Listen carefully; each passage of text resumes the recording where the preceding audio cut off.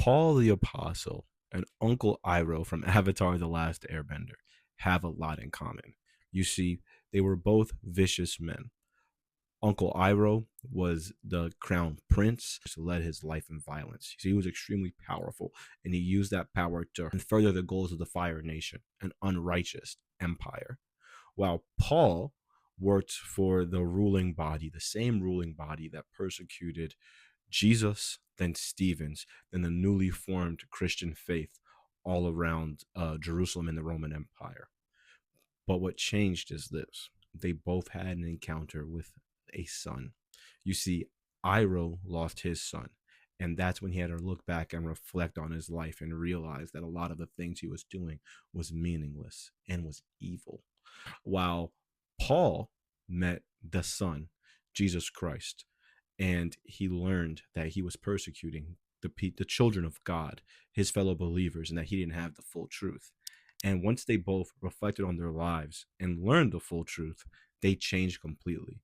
Uncle Iroh helped start the White Lotus, which brings peace around the world, while Paul eases tensions between the Jew and the Gentile to make a unified body of Christ, and also goes around spreading the word around the world.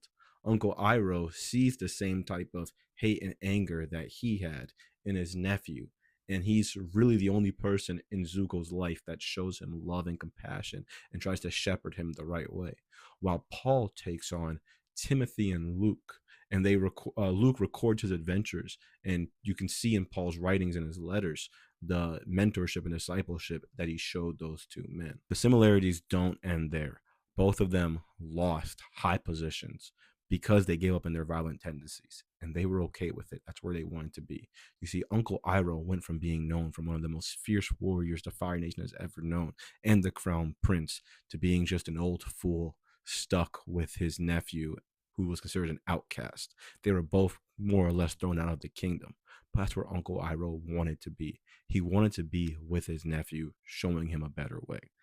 Paul also, he was one of the high-ranking members of the Jewish ruling body that was persecuting Christians. He went from that to being persecuted. People multiple times trying to unalive him in different towns, throwing him out, being hurt, and eventually his life ended in chains for a crime he did not commit just because he wanted to serve. You see, these men understood what Christ taught, is that it's better to serve. Remember, go out there and serve. God bless.